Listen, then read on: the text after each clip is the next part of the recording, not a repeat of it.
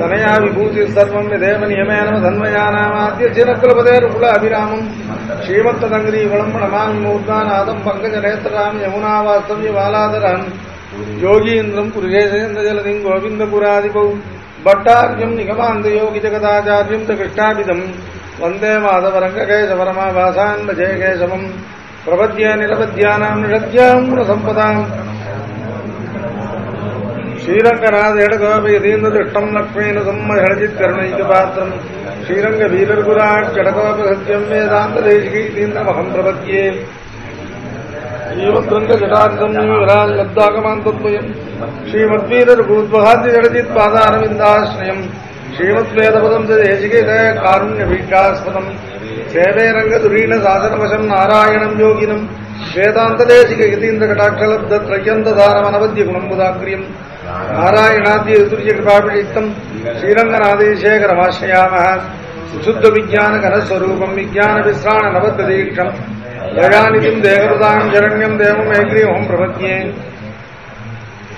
श्रीमद्वेदान्तरामानुजमुनिकरुणालब्धवेदान्तयुग्मं श्रीमच्छ्रीवास योगीश्वर गुरुपदयोरर्पित स्वात्मभारम् श्रीमच्छ्रीरङ्गनाथाह्वी मुनिकृपया प्राप्त मोक्षाश्रमन्तम् श्रीमद्वेदान्तरामानुजमुनिमपरं संशये देशिकेन्द्रम् वेदान्तलक्ष्मणमुनीन्द्रकृपार्थबोधम् तत्पादयुग्मकरदीर्घभृङ्गराजम् त्रय्यन्तयुग्मकृतभूरिपरिश्रमन्तम् श्रीरङ्गलक्ष्मणमुनिम् शरणम् प्रपद्ये भक्तानुपन्निस्वजनानुमोदनम् सर्वात्मकम् श्रीअडगोपवाङ्मयम् சகசுகாகோபனிஷத்சமாகமம் நமாம்யம் வேதசாகரம் இருபதினாடென்னும் தென்குருகூரென்னும் மறுபடிய வெண்டும் நல்லென்னும் அறுபறைகள் அந்தாதி செய்தான் அடிகளைய எப்பொழுதும் சிந்தியாய் நெஞ்சேதலிருந்து மனத்தாலும் மாயாலும் மண்குருகோர் வேணும் இனத்தால் மனத்தாலும் ஏதும் குறைவிலே என்று இடகோபம் பாதங்கள் யாமுடைய ஜகத்து ஏய்ந்து பிரிங்கீர்த்தி ராமானுஜன் வாய்ந்த வளர்ப்பாதம் வணங்குகின்றேன் ஆய்ந்த பெரும் சீராட்சடகோபன் செந்தமிழ் வேதம் தரிக்கும் பெறாத உள்ளம் பெற ராம் திகழும் தோலை மதிலரங்கர் பண்புகழ்மே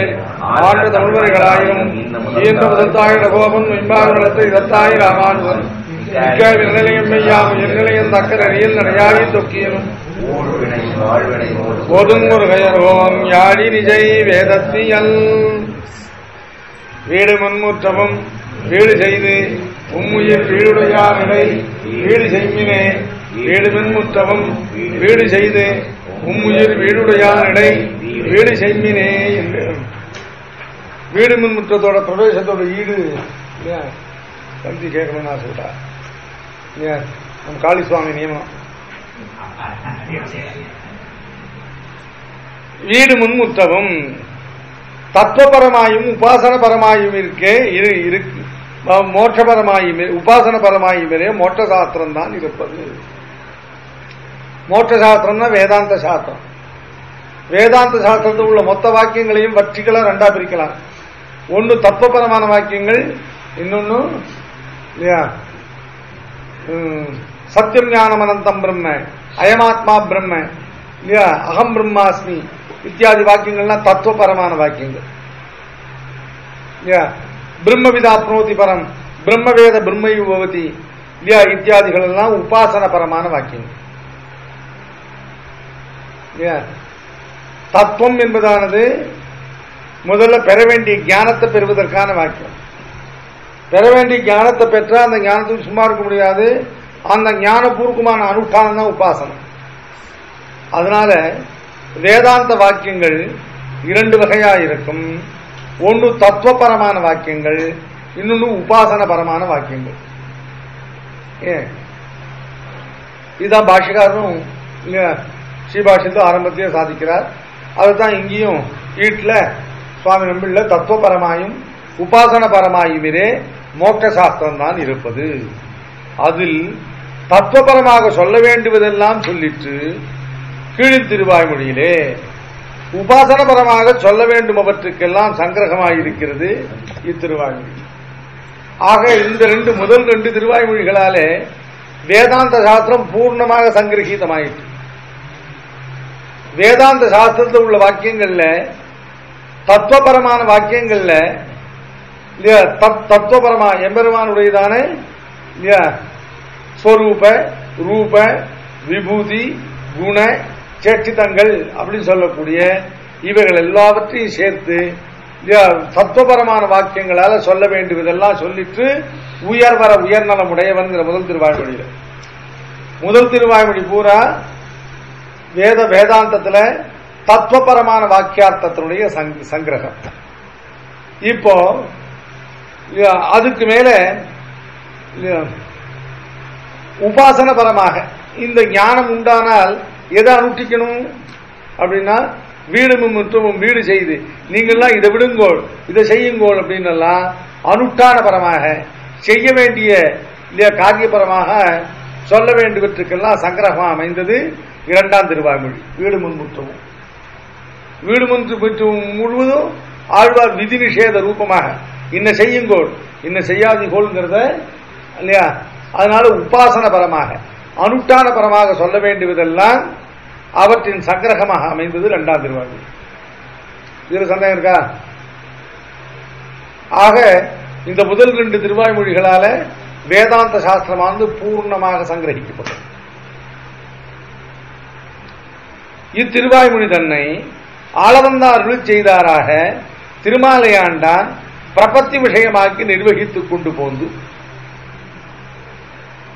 இத்திருவாய்மொழி பிரபத்தி விஷயம். இந்த திருவாய்மொழியில இரண்டாம் திருவாய்மொழியில ஆழ்வார் லோகத்துக்கு உபதேசிப்பது பிரபத்தியை சாதனமாக்கி பிரபத்தியை உபதேசிக்கிறார் அப்படின்னு ஆளவந்தார் அருளி செய்தாராக திருமாலாண்டான் படித்துக் கொண்டு போயிற்று. ஆளவந்தார் இடத்துல பகவத் விஷயத்தை கிரகித்து ஸ்ரீபாஷகாரருக்கு பகவத் விஷயத்தை அனுகிரகித்தவரான திருமாலையாண்டான். அந்த திருமாலையாண்டான் தான் பகவத் விஷயத்துக்கு ஆச்சாரியர். அவர் ஆளவந்தார் தனக்கு அருளி செய்த பிரகாரம் அருளி செய்து கொண்டு போந்தார். அப்படி அவர் அருளி செய்தது இந்த இரண்டாம் திருவாய்மொழியில ஆழ்வார் சம்சாரிகளுக்கு பகவத் பிராப்தி சாதனமாக உபதேசிப்பது பிரபத்தியை என்று அருளி செய்து கொண்டு போந்தது. இப்போ இந்த இந்த திருமாலையாண்டான் இடத்திலிருந்து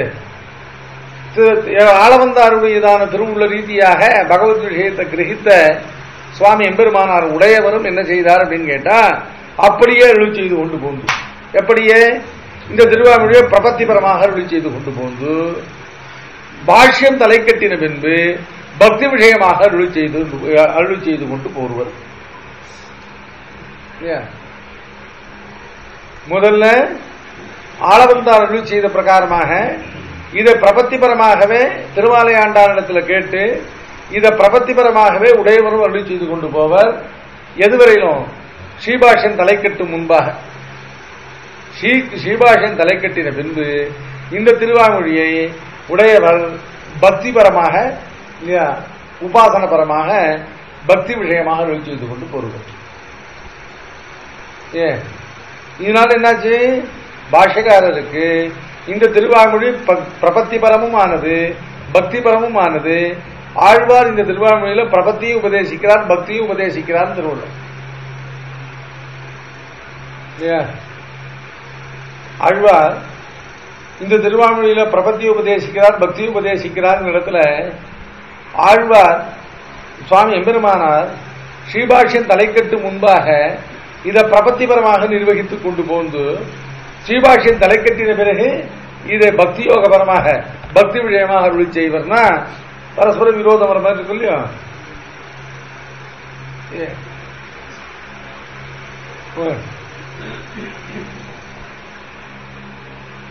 யாராருக்கு பரஸ்பர விரோதம் வர மாதிரி தோன்றது?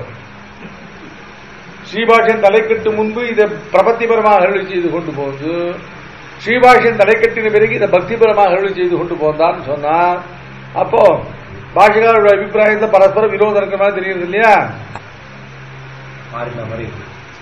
அபிப்பிராயம் மாறின மாதிரி மாறின மாதிரி இருக்கக்கூடாது. எப்ப தெரியுமா மாறுபாடு வரும்? எப்ப தெரியுமா வேறுபாடு வரும்? ஸ்ரீபாஷ்யம் தலைக்கட்டின பின்பு முன்பு பிரபத்திபரமாக அருளி செய்து கொண்டு போந்து இது பிரபத்திபரம் இல்லைன்னு சொல்லி பக்திபரமாக அருளி செய்து கொண்டு போனால்தான் விஷயம் விரோதம் வரும்.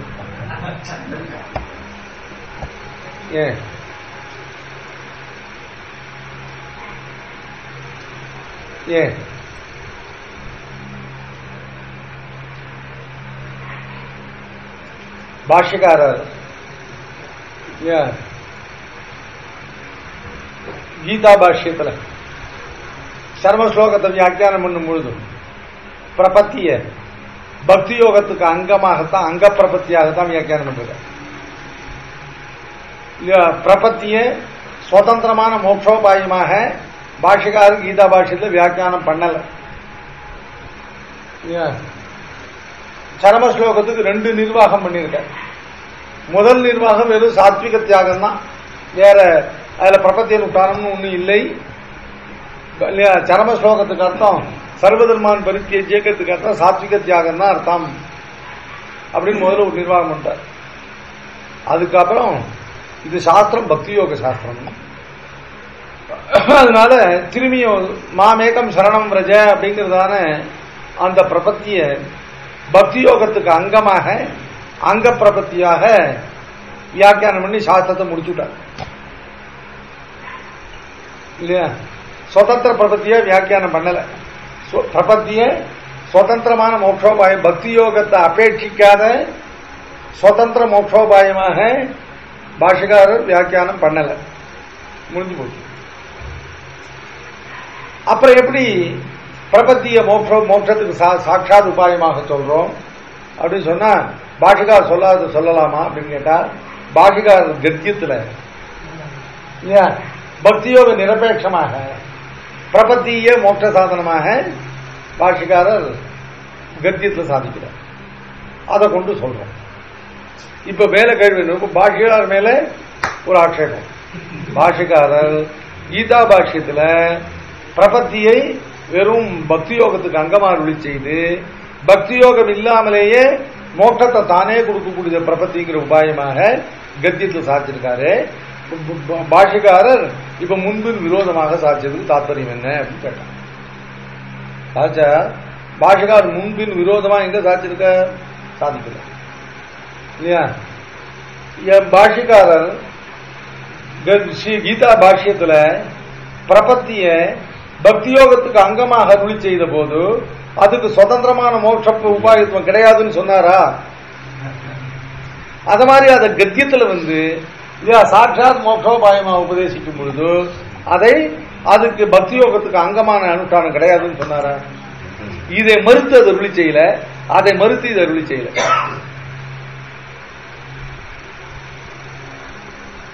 பள்ளி அடியே ராமகிருஷ்ண மடத்துல ஒரே ஒரு கீதா பாட்டி போயிட்டு அந்த சர்வதர்ம சரண சொல்றதுக்கு இவ்வளோ வயசு மதத்துல பேசுற சரணாகத்தை பத்தி ஒரே ஒரு ரொம்ப டீட்டெயிலாக இதை பண்ணல அப்படின்னு ஒரு ஆசை. பட் அவன் கத்தியத்திற்கு ஒரே ஒரு சாட்சி ஒத்துக்கிறாள். அவளாம் கத்தியத்திற்கு ஒரே ஒரு சாதிச்சதுங்கிறத ஒத்துந்தான் ஆகணும். எப்படி ஒத்துக்காம வெஸ்டர்ன் ஸ்காலர்ஸ்ல பேர் வெஸ்டர்ன் ஸ்காலர்ஸ்ல பேர் இல்லைன்றா போது. வெஸ்டர்ன் ஸ்காலர்ஸ்ல யாரும் இல்லைங்கிறா? இங்கே ஒரே பிரச்சனை. அவன் இந்த ஸ்ரீபாஷ்யம் கீதா பாஷ்யம் வேதார்த்தம் தான், அதுதான் மெயினா இருக்கிறான்.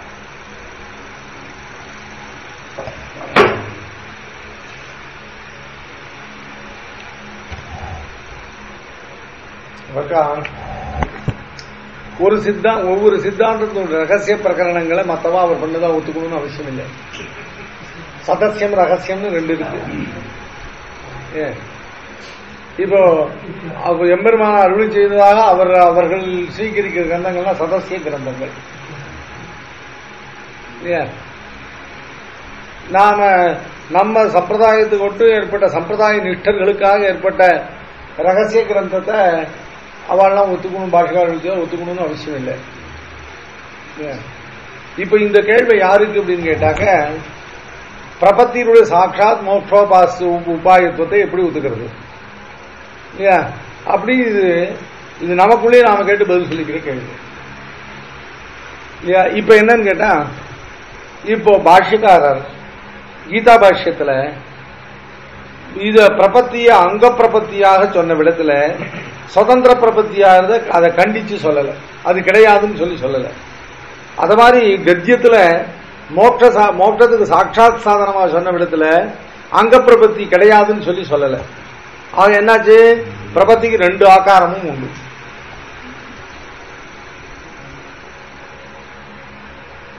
புரியுதா? இத மனசுல வச்சுக்கா.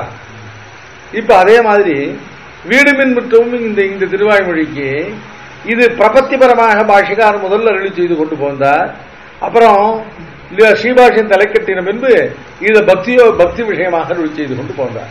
இப்ப இதனால என்னாச்சு, ஸ்ரீபாஷ்யத்துல இல்லையா இதனுடைய ஸ்ரீபாஷின் தலைக்கட்டின பின்பு இதனுடைய பிரபத்தி பரத்துவத்தை இல்லைன்னு சொல்லல. ஸ்ரீபாஷின் தலைக்கட்டு பின்பு இதை பிரபத்திபரமா அருளி செய்த போது இது பக்தி விஷயமானது இல்லைன்னு சொல்லல. அதனால ஸ்ரீபாஷிகாரருக்கு இதுல ஆழ்வார் பக்தி பிரபத்தி ரெண்டையும் உபதேசிக்கிறான்னு தாற்பயம். பக்தி பிரபத்தி ரெண்டையும் உபதேசிக்கிறார் அப்படின்னு சொன்னாக்க பக்தி பிரபத்தி ரெண்டையும் ஒருத்தர் அனுஷ்டிக்க முடியாது. ஏன் விகல்ப அவசிட்ட பலத்வாது. பிரபன்னன் பிரபத்தியை தவிர வேற எதையும் இன்னொரு பிரபத்தியை கூட மோட்ச சாதனமாக அனுஷ்டிக்க முடியாது.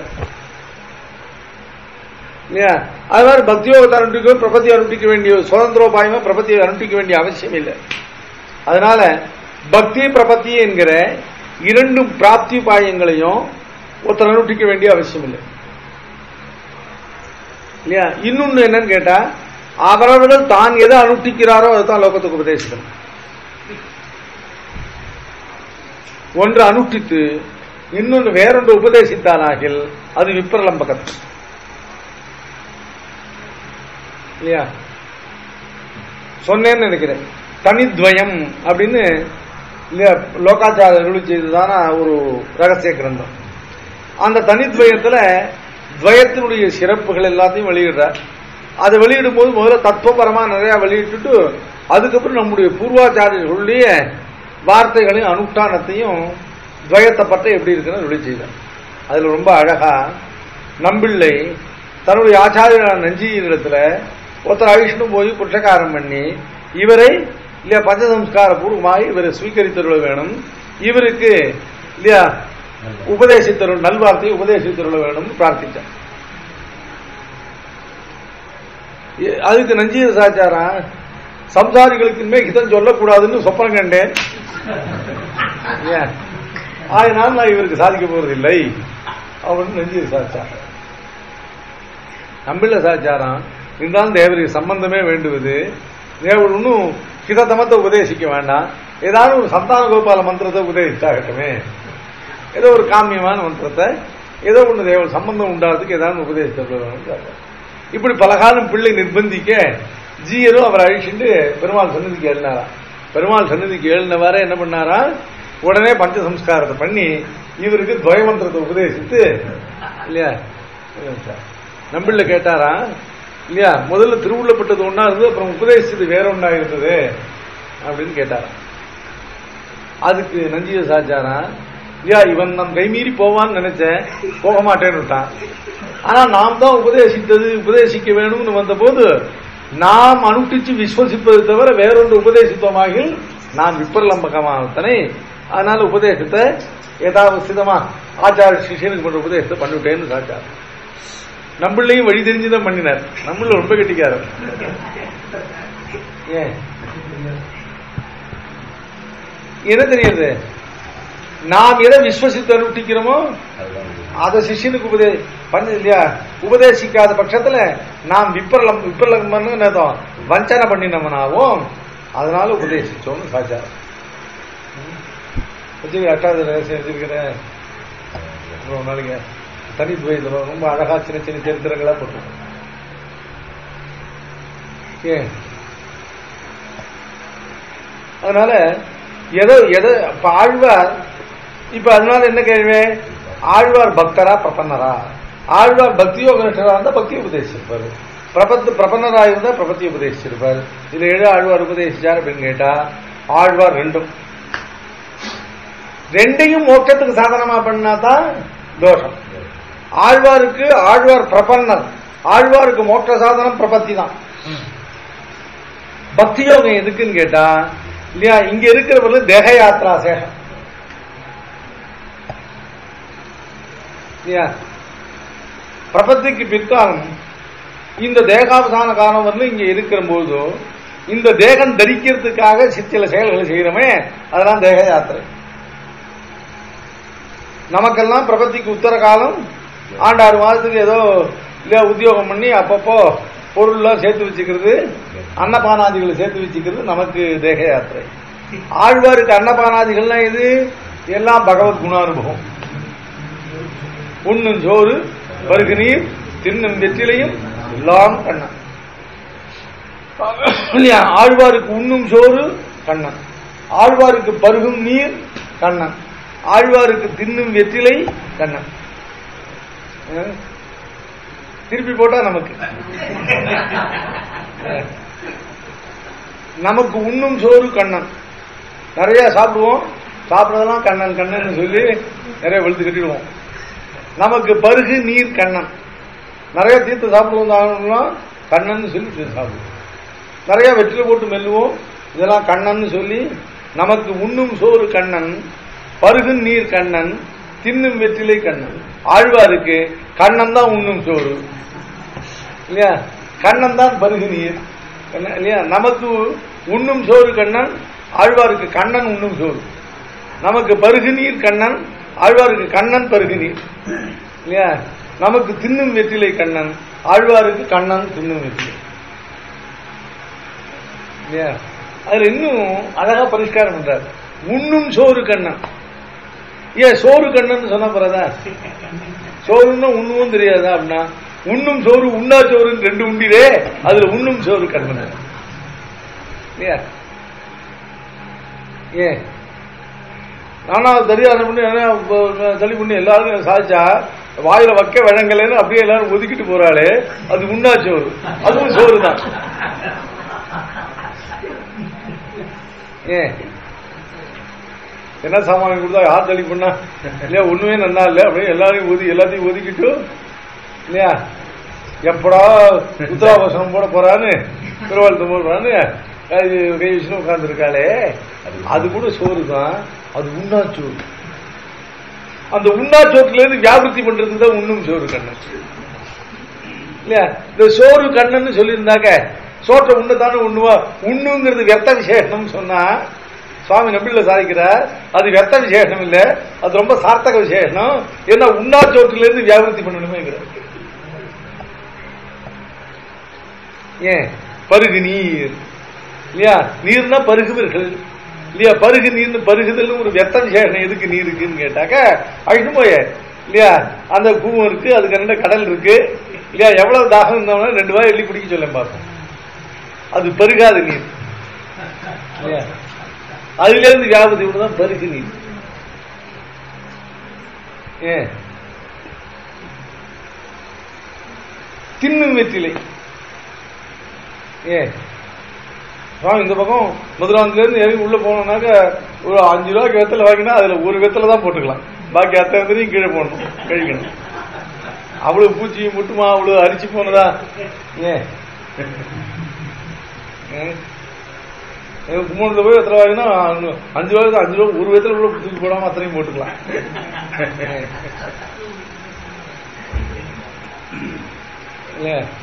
விளையாட்டு சொல்ல தின்னா வெற்றிலை அது,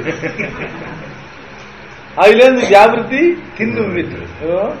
இந்த தோணாத சுவாமி இந்த 3 உண்ணும் சோறு பருகு நீர் தின்னும் வெற்றிலைன்னு இந்த உண்ணும் பருகும் தின்னுங்கிறதெல்லாம் வியர்த்த விசேஷம் இல்ல இல்லையா.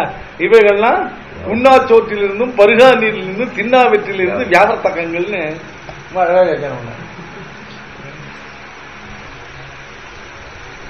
அதனால ஆழ்வாருக்கு எல்லாம் ஆழ்வாருக்கு தேக யாத்திரை எதுன்னு கேட்டா பகவத் அனுபவம்.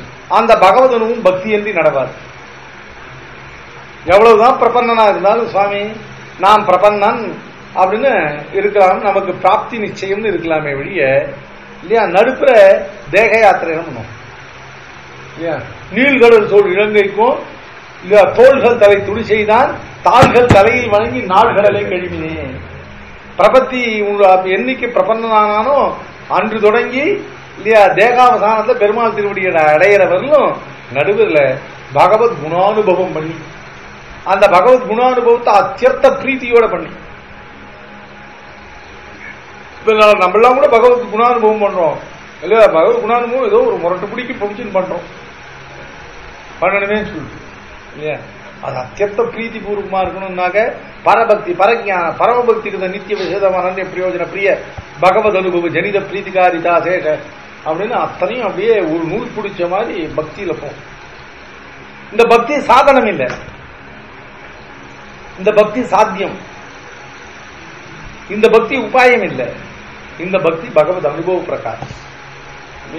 ஒரு பிரபந்தனுக்கு இயல்பா இருக்க வேண்டியது.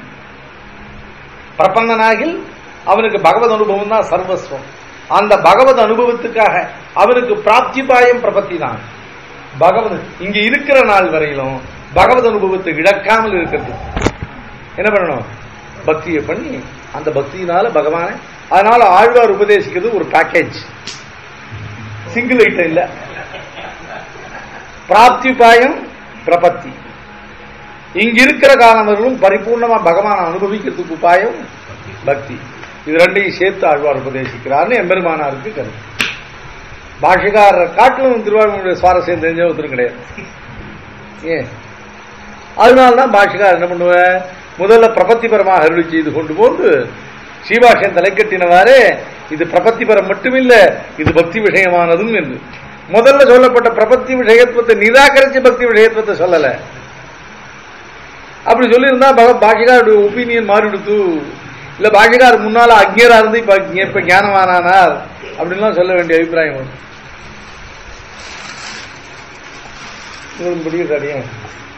அதனால பக்திங்கிறது ஒரு ஸ்ரீ வைஷ்ணவனுக்கு பக்தி உபாயம் இல்லை. ஒரு ஸ்ரீ வைஷ்ணவனுக்கு பக்தியானது பிரபத்திக்கு உத்தர காலத்தை பகவான் அனுபவிக்கிறதுக்கு. ஒரு ஸ்ரீ வைஷ்ணவனுக்கு பகவத் பிராப்தி உபாயம் அவன் பிரபன்னனானபடி. பிரபன்னாத அந்நேஷா முகுந்தோனம் பிரபன்னன் அல்லாதவனுக்கு பகவத் பிராப்தி இல்லை. இப்ப பக்தி யோகம் எதுக்குன்னு கேட்டா இல்லையா, நமக்கு பக்தி யோகம் ஒரு ஸ்ரீவைஷ்ணவ எம்பெருமானார் திருவடிக்கு ஆழ்வாருடையதான இல்லையா உபதேசத்தால் வசீகத்தரான நமக்கு நாம் பிரபன்னாயதோ பிரபத்தி தான் பகவத் பிராப்தி உபாயம். பக்தியானது இல்லையா தது அனுபவ உபாயம். இது ரெண்டையும் ஆழ்வார் உபதேசிக்கிறார். ஏன்? பின்பு எம்பாரும் அப்படியே அருளி செய்தார். எம்பார் ராமானுஜ பதச்சாயா. ஒவ்வொரு இந்த தனியெல்லாம் ஒவ்வொரு நாளைக்கும் ரசிக்கும். தனியனை ஏதோ வேறு மாதிரி சொல்றேன்னு சொல்லக்கூடாது. உங்களுக்குலாம் எம்பார் தனி தெரியாது.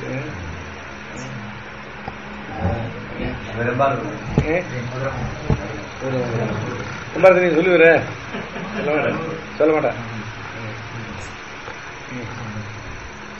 ராமானுஜ பதச்சாயா கோவிந்தாஸ்மானபாயினி ததாயத்த ஸ்வரூபாத் ஜியான் மத் விஸ்ரமஸ்தலி.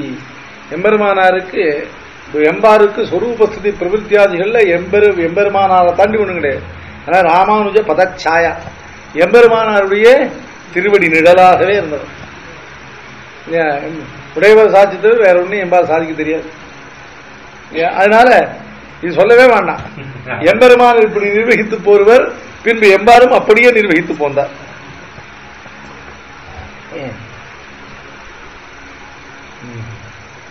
இவருடைய பக்தி பிரபத்திகள் தான்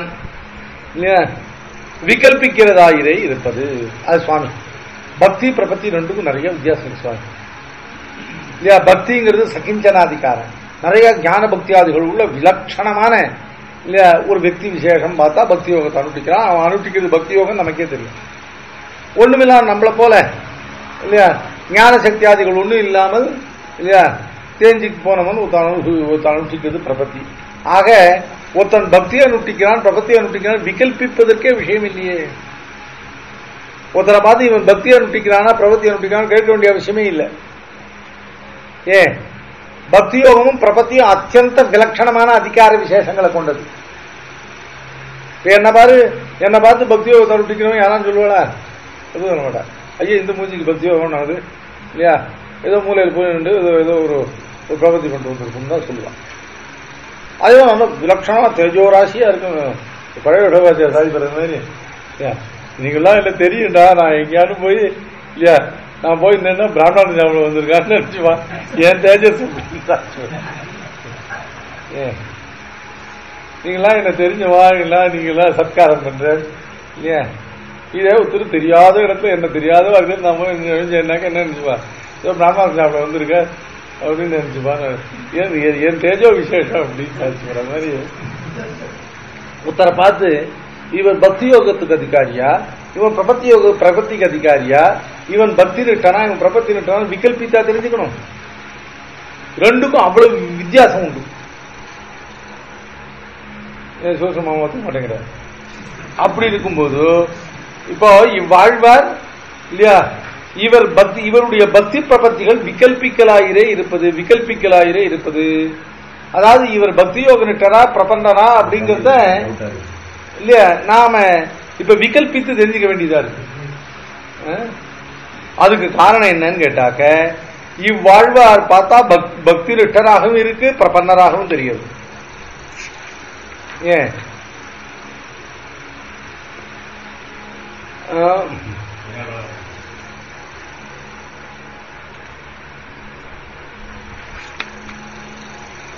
இவருடைய பக்தி விகல்பிக்கிறார். மயவர மதில் என்று தாம் பெற்றது பக்தி ரூபாபன்ன ஞானமாயிருந்தது, தாம் பெற்றதொன்றும் பிறருக்கு உபதேசம் ஒன்றுமாக இருக்க உண்ணாதிரே, அப்பொழுது விப்பரலிம்பக கோட்டியிலாவரே. அதனால உபய பரிகர்மித சுவாந்தஸ்ய என்கிறபடி கர்மஜான சம்ஸ்கிருத அந்தக்கரணனுக்கு பிறக்கும் எதிரே பரபக்தி அந்த கர்மங்களுடைய ஸ்தானத்திலே பகவத் பிரசாதமாய் அதடியாக அனந்தரம் விளைந்ததிரே இவருடைய பக்தி தான். இப்போ இவர் முதல் பாசுரத்தை ஆரம்பிக்கும் பொழுது மயர்வர மதிநலம் அருளினன் என்றார். என்னுடைய மயர்வுகள் எல்லாம் அரும்படியாக மதிநலம். மதிநலம்னா என்ன அர்த்தம்? மதிநலம்னா பக்தி. பலரும் பல அர்த்தங்கள் கூட்டுவர். சுவாமி பராசர பட்டார் இல்லையா, நலமான மதி என்று கூட்டுவர். பக்தி ரூபாபன்னமான ஞானம், ஞானம் கனிந்த நலன் கொண்டு இல்லையா நைபவருக்கு மானம் கொடுப்பது மாதவன். ஞானம் கனிந்து, இந்த ஞானம் இருக்கு இல்லையா, இந்த ஞானமா நன்னா கனிந்து இந்த வெறும் ஞானமானது பக்தி ரூபாபன்ன ஞானமாக ஆகும். அந்த பக்தி ரூபாபன்ன ஞானம் இவரது. சுவாமி இந்த பக்தி ரூபாபன்ன முதல்ல உண்டான ஞானமானது சாஸ்திரஜன்ய ஞானமானது பக்தி ரூபாபன்னமான ஞானமாக ஆவதற்கு அதற்கு கர்மயோகம் ஞான யோகம் இவைகள்லாம் அனுஷ்டிச்சு கர்ம ஞான உபய பரிகர்மித சுபாவன இவருடைய அந்த கரணமானது இவன் அனுஷ்டிச்ச கர்மயோகத்தாலேயும் ஞான யோகத்தினாலையும் நன்கு பரிசுத்தமாக நிர்மலமாக ஆகி அதுக்கப்புறம் தான் இவனுக்கு பரபக்தி உண்டாகும். இவ்வாழ்வாருக்கு கர்மயோக ஞான யோகங்கள் ஏது அப்படின்னு கேட்டா, கர்மயோக ஞான யோகங்களுடைய ஸ்தானத்திலே பகவான் தன்னுடையதான பிரசாதத்தை வைத்து அவனே அனுகிரகித்ததான பக்தி இவருக்கு. அதனால இந்த பக்தி சாதன பக்தி இல்லை. சாதன பக்தியா இருந்தால் இவன் உட்கார்ந்து கர்மயோகம் ஞான யோகம் எல்லாம் பண்ணணும். அதாவது மோட்சத்துக்கு சாதனம் ஞானம்னு சாஸ்திரம் சொல்லிதுன்னா எப்படிப்பட்ட பக்தி சாதனமாகும்? அந்த சாஸ்திரத்தை சொல்லப்பட்ட பக்தி தான் சாதனமாகும். இந்த சாஸ்திரத்தை பக்தி எப்படி பண்ணணும்? முதல்ல இல்லையா இவனுக்கு ஜீவபர யாத்தாத்ம ஞானம், முதல்ல பரிபூர்ண வேதாந்த உபதேசம். அப்ப முதல்ல கர்மயோகம் எல்லாம் பண்ண முடியாது. முதல்ல கர்மயோகம் பண்றது இல்ல. கர்மயோகமாவது ஜீவபர யாத்தாத்ம ஞானம் உண்டானால் அதுக்கு பிறகு இல்லையா தனக்கு வர்ணாசிரமங்களுக்கு அடைத்ததாயும் பிறர் இல்லையா காமிய கர்மாவாக பண்ணக்கூடியவற்றில் இல்லையா காமியமான பலத்தை விட்டு பகவத் ஆராதன ரூபமாக நியதமாக அனுஷ்டிக்கக்கூடிய கர்மாவுக்கு கர்மயோகம் பேர். கர்மயோக ஞான யோகத்தை பத்தி 1000 சாஸ்திரத்தை எடுத்து படிச்சாலும் 10 தடவை கீதையை படிச்சாலும் அந்த ரகசியசாரத்துல உபாய விபாகாதிகாரத்துல 4 வரி சாய்ச்சிருக்காரு. அதுதான் நியாமகம் இல்லையா. கர்மயோகத்தை அனுட்டி கர்மயோகத்தை சும்மா கர்மயோகம்ங்கிறது எப்போ அப்படின்னு கேட்டா, கர்மயோகமானது இல்லையா கர்மயோகம் ஞான யோகம் பக்தி யோகம் ஒரு ப்ராசஸ். கர்மயோகம் ஞான யோகம் அது என்ன பண்ணும் கேட்டா, அதுல இன்புட் இருந்தா தான் கர்மயோகம் ஒர்க் பண்ணும். முதல்ல ஒரு சத் சம்பிரதாயத்துல வந்த சதாச்சாரியனிடத்துல வேதாந்தத்தை பூர்ணமா அபியசித்து இதான் பரமாத்மாவுடைய ஸ்வரூப சுபாவம், இதான் என்னுடைய அர்த்தபஞ்சக ஞானம் உண்டானால்தான் அதான் வேதாந்தத்தினுடைய இல்லையா சாரம். அந்த ஞானம் உண்டானாதான் அடுத்த நாள் தான் கர்மயோகம். அதுக்கு முதல் நாள் கர்மயோகம் பண்ணி ஒன்றும் பிரயோஜனம் இல்லை. ஜீவபர யாத்தாத்ம ஞானம் உண்டானால் இல்லையா கர்மயோகம், அதுக்கப்புறம் தான் கர்மயோகத்தினோட தொடக்கம். இந்த கர்மயோகம் ஞான யோகம் என்ன பண்ணும் அப்படின்னு கேட்டாக்க, பற்றற்ற இல்லையா இப்ப இந்த இந்த அந்தக்கரணம் இருக்கு இல்லையா, பகவான் இல்லையா மனோமய பிராணசரீரா பாரூப, பகவான் மனோமயஹாங்கிற சப்தத்துக்கு பாஷையா அர்த்தம் சாதிக்கிறார். மனோமயஹா அப்படின்னு சொன்னாக்க பரிசுத்தேன மனசா ஏகேன கிராஹ்யா, பரிசுத்தமான மனசுனால மட்டுமே கிரகிக்கப்படக்கூடியது இல்லையா. பகவான் மனசனால கிரகிக்கப்படுபவன். எப்படிப்பட்ட மனசால? பரிசுத்தமான மனசனால. பரிசுத்தமான மனசு என்ன? பரிசுத்த மனசு அப்படின்னு கேட்டாக்க இல்லையா, மனசு பரிசுத்தமாவது சாதன சப்தகானுகிரகீத பரமபுருஷ உபாசனா நிர்மலீகிருத்தேன மனசா கிராஹ்யா. பாஷகார் ஒரு வாக்கியம் ஆரம்பிச்சா இந்த போக முடியாது இல்லையா. எது பரமாத்மாவை கிரகிச்சு சாட்சாத்கரிக்கிறதுக்கு என்ன உபாயம் அப்படின்னு கேட்டாக்க, அதுக்கு என்ன வேணும்னு கேட்டா, மனசு எப்பவும் நிர்மலீகிருத்தமான மனசு இல்லையா. மனத்துக்கண் மாசிலநாதம் அனைத்து அரண். மனசுல துளி கூட மலினம் இருக்கக்கூடாது. மனமற்ற நிர்மலீகிருத்தமான மனசு. மனசு எதுனா சுவாமி நிர்மலீகிருத்தமாக உண்டா? அனவரதம் பகவானையே சிந்தனம் பண்ணாதான் மனசு நிர்மலமாகும். பரமபுருஷ உபாசனை நிர்மலீகிருத்தேன மனசா.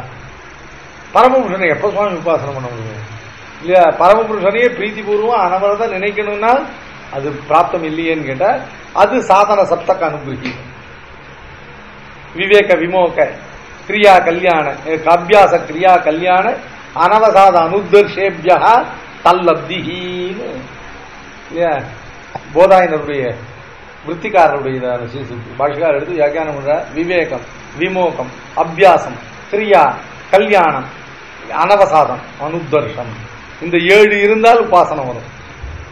உபாசனம்னா என்ன? பகவானை பத்தி பிரீத்திபூர்வமான சிந்தனம். பகவானை பத்தி பிரீத்திபூர்வமான சிந்தனம் வந்தால் மனசு நிர்மலமாயிடும். மனசு நிர்மலமானால் பரம்புருஷன் அப்படியே தன்னுடையதான சாட்சாத்திற்கு எமைவேஷ விருணுதே தேன லப்யா தசேஷ ஆத்மா விவருணுதே தனு சுவாமி தன்னுடையதான அற்புதமான சுபாஷயமான திவ்ய விக்கிரகத்தை கொண்டு அவனுக்கு காட்டும்.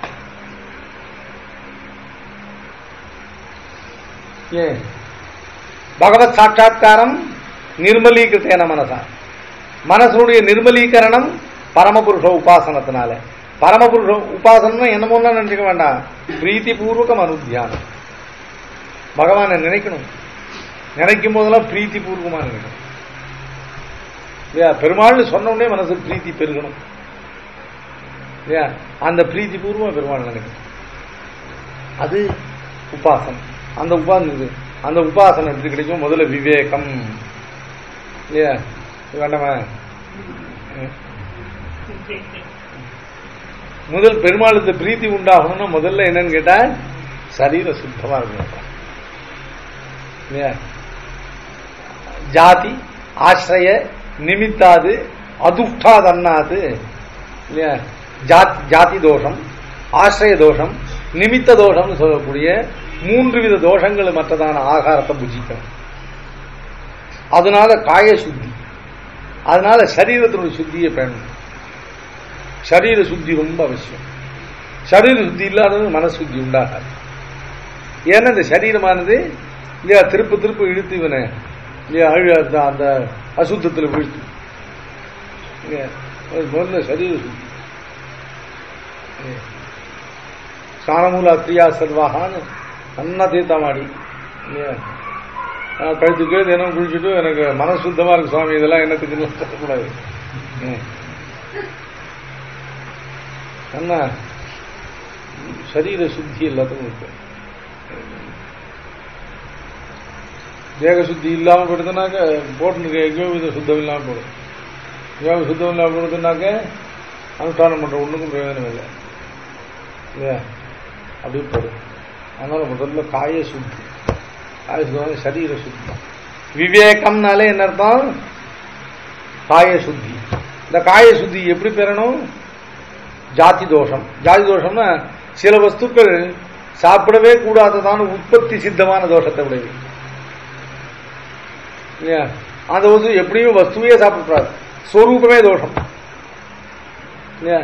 நிறைய பதார்த்தங்கள் இருக்கு இல்லையா, இல்ல அதெல்லாம் இல்லையா ஜாதி தோஷத்தை. ஜாத்தின உற்பத்தி சித்தமான தோஷம்.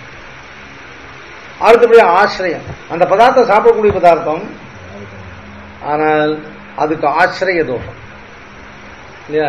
அது ஆரிடத்திலிருந்து பெறுறோம், என்ன பாத்திரத்தில் வைக்கிறோம், அதுதான் தோஷம். ஜாதி தோஷம். அப்புறம் ஆசிரிய தோஷம். அந்த ஆசிரிய தோஷம் நிமித்த தோஷம். நல்ல பதார்த்தம் தான், நல்ல ஆசிரியத்தை பெற்றதுதான் நிமித்த தோஷங்கள் உண்டான. அதுல இல்லையா கேசம் இல்லையா அது இல்லையா எச்சல் போன்றவைகள்லாம் உண்டானால் அதெல்லாம் நிமித்த தோஷம்.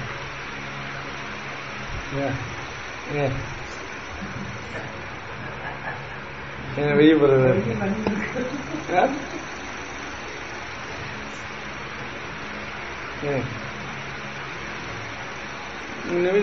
அதுல பூர்வத்தை காட்டும் உத்தரோத்தரம் நிமித்த தோஷம் இல்லையா.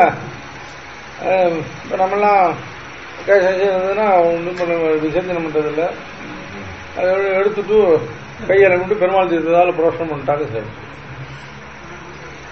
இல்லை, அதில் சிரிக்கிறதுக்காக சொல்ல.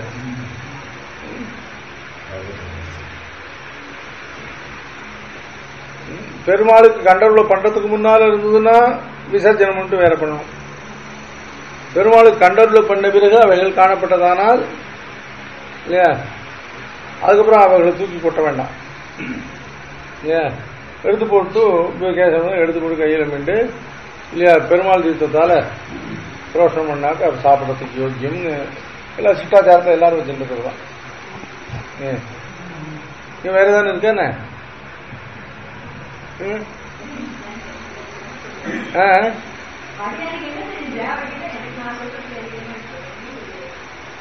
நிமித்த துஷ்ட நிமித்தங்கள்.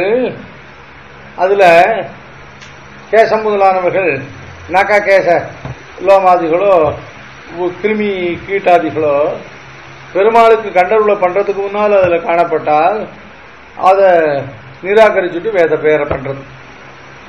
பெருமாளுக்கு கண்டருளை பண்ண பிறகு அவைகள் காணப்பட்டால் அதுக்கப்புறம் அவைகளை தூக்கி கொட்டுறதில்லை இல்லையா.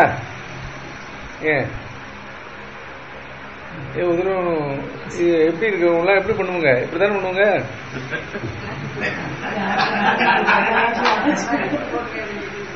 அது எடுத்து போட்டு சும்மா இருக்கக்கூடாது, எடுத்து போட்டுட்டு கையில மீண்டு பெருமாள் தீர்த்தத்தால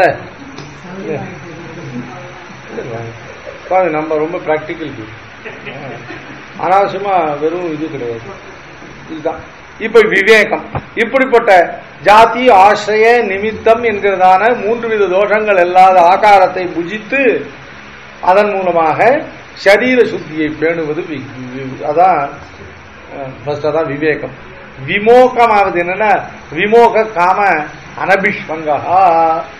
காம அபிஷ்வங்கம்னா என்னன்னு கேட்டாக்க சில பதார்த்தங்கள்ல அந்த அனுபவத்தில் நாம் இது பண்ணி கடைசியில அந்த பதார்த்தத்தினுடைய அனுபவம் இல்லாம நம்ம தரிக்க மாட்டாதுதானே, அதுக்கு அத்தியந்த பிரவணனா போகிறதான ஸ்திதி இருக்கு இல்லையா, அதுதான் அபிஷ்வங்கம். அது அடையாமல் இருக்கும். திருவிருந்த டிவி இல்லைன்னா அவ்வளவுதான், ஒண்ணுமே லோகமே அசைத்து போன மாதிரி ஆயிடும். அது இல்லாம தவிச்சு அடுத்தது போய்மா, எதாவது போய் பார்ப்போமா, அங்க போய் பார்ப்போமா, இங்கே போய் பார்ப்போமா இல்லையா.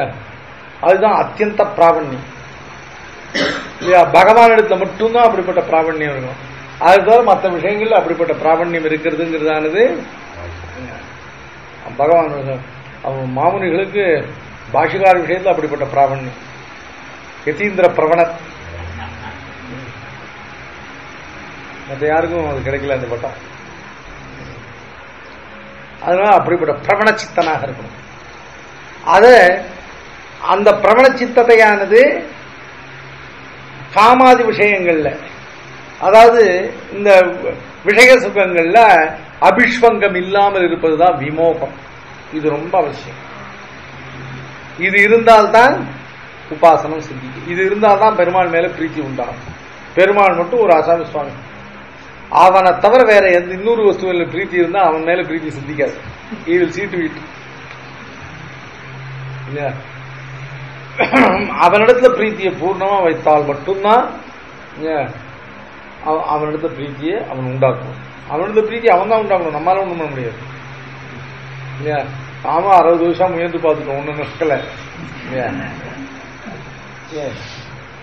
பெருமாளிடத்துல பிரீத்தியை உண்டாக்கிக்கிறதெல்லாம் நம்மால ஆற காரியம் இல்லை, அதையும் அவன் தான் உண்டாக்கும். நித்தம் காருண்ய நிக்னம் இல்லையா, பிரேமத்தி துகானம். முதல்ல தன்னத்துல கொஞ்சம் பக்தி உண்டு பண்ணி அதையே அது எப்படி இன்னும் நிறைய பக்தி உண்டு பண்ணி இல்லையா, முதல்ல இல்லையா ஒரு விரலளவுக்கு பக்தி உண்டு பண்ணி இல்லையா, ஊரவர்க்க போய் எரிவிட்டு அன்ன சொல் நீர் பிடித்தி ஈரனின் முத்தி விளைத்த நெஞ்ச பெருஞ்செய்யுள் இல்லையா, பேரமர் காதல் கடல் குறைய விளைவித்த காரமர் மேனி நம் கண்ணன் தோழி கடியனேன்னு. கடைசியில கடியன் சுவார்த்தவர். இவ்வளவு பிரீத்தி எப்படி எதுக்கு உண்டாகினா தன் சுவார்த்தத்துக்காக உண்டாக. அதனால என்ன சொன்னேன், நம்மளோட பிரீத்தியும் பகவான் தான் உண்டாகும். அவன் மேல பிரீத்திய அவன் உண்டாக்கினாலும் சம்சாரியான நம்மளால ஒண்ணும் உண்டு.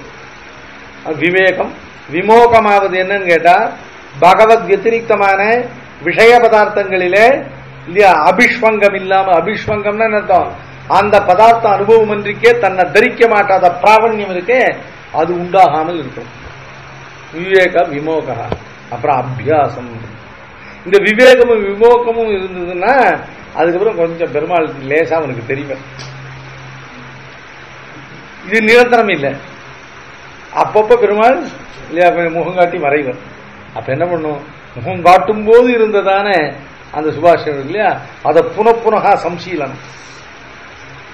புனப்புனகாங்க சத்தத்துக்கு என்ன அர்த்தம், இது கண்டினியூஸா இருக்காது. இதை ஒரு சமயம் பெருமாள்கிட்ட பிரீத்தி உண்டாகும், அப்புறம் கூட சொல்லிட்டு அப்புறம் மற்ற விஷயங்கள் ஆபிஸ்காரியம் அதெல்லாம் ஆகிடும் இல்லையா. அப்புறம் திரும்பி எப்பவான பெருமாள் இல்லையா கொஞ்சம் பிரீத்தி உண்டாகும். இந்த பிரீத்தி உண்டாகிற க்ஷணத்துல அவன் முகங்காட்டுவனே அதை அப்படியே திரும்ப புனப்புனகா சம்சீலனம் இல்லையா. அதான் ஆரம்பணம் ஆலம்பனம் இல்லையா, புனப்புனகா சம்சீலனம் இல்லையா. அந்த பகவானுடைய அவன் அந்த பிரீதிபூர்வமா ஒரு க்ஷணக்கால அனுபவத்தை அவன் முகம் காட்டுவன் இல்லையா, அதை அப்படியே எடுத்து வச்சுட்டு அது திரும்ப திரும்ப சம்சீலனம் பண்ண.